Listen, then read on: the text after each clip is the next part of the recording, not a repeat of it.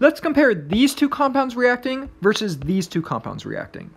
So what's going on? Well, for example, we know with this reaction, we know this carbon is a nucleophile. And we know that's what these Grignard reagents do. They create carbon nucleophiles. And we know this carbon is electrophilic. We know these carbons and these carbonyls are electrophilic. So now we can have a reaction. This carbon nucleophilically attacks this carbon electrophile.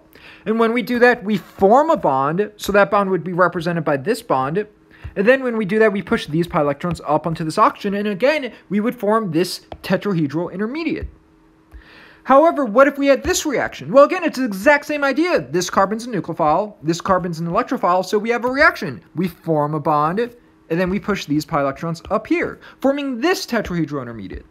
However, we know these tetrahedral intermediates aren't stable. For example, this oxygen anionic tetrahedral intermediate is not stable. This formal charge of -1 this localized charge on this oxygen is not stable. So therefore what we can do is we can destroy that charge. We can destroy this unstable charge. How? By essentially these electrons falling back down. And when they fall back down, they form a double bond, and when they do that, they break this bond. And when this bond is broken, these electrons fall in this chlorine, creating these products.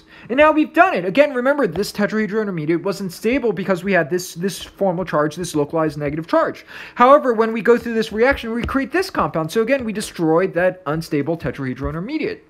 And we know we can do this because this is a good leaving group. That we can have these electrons fall down, breaking this bond with these electrons falling in this chlorine, because this chlorine is a good leaving group, creating this chloride, which is stable. This chloride can deal with that negative charge. It's a large atom and it's fairly electronegative, so this is stable. So this is more stable than this tetrahedral intermediate, this oxygen anionic intermediate. So we can have this reaction creating these products, because again, this was a good leaving group. So that's why we could go through this reaction.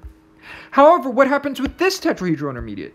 Well, again, this oxygen anion is not stable. That localized negative charge isn't stable.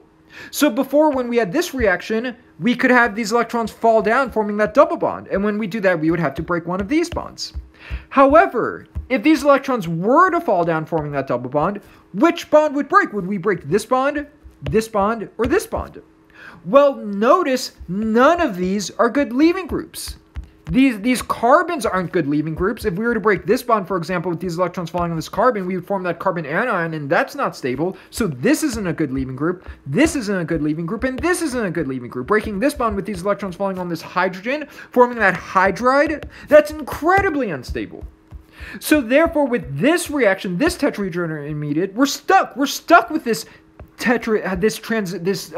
oxygen anionic transition state intermediate, this tetrahedral intermediate. We're stuck with this negative charge because we don't have a good leaving group. So when we don't have a good leaving group and we're stuck with this tetrahedral intermediate, what we do is we just protonate this oxygen. If we protonate this oxygen, we create this hydroxyl, creating this product. So there are these two kinds of reactions. And again, this reaction is referred to as a nucleophilic substitution. Nucleophilic acyl substitution, because this chlorine is being substituted with this compound. Again, we originally had this compound, but now we have this compound where this chlorine was being substituted with this compound. So that's nucleophilic acyl substitution. However, in this reaction, this is a nucleophilic addition, because this compound's being added. It's being added, and it was added as this compound. It was added. Nothing was being substituted or replaced. None of these guys were being replaced for this guy. It was simply just added. So there are these two reactions, this nucleophilic acyl substitution and this nucleophilic addition. And the difference between them is once the nucleophile attacks, forming these tetrahedral intermediates, if we do have a good leaving group, then it can leave. We can break this bond, these electrons falling down, and this guy can leave, and then therefore this was replaced with this guy. So that's nucleophilic acyl substitution.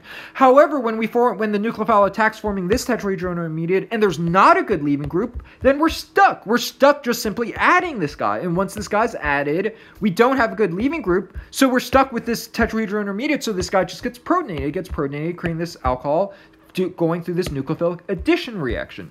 So there are these two kinds of reactions, and again, the difference is whether we have a good leaving group or not. In this example, we did have a good leaving group, so therefore nucleophilic acyl substitution. This example, we didn't have a good leaving group, so this was a nucleophilic addition.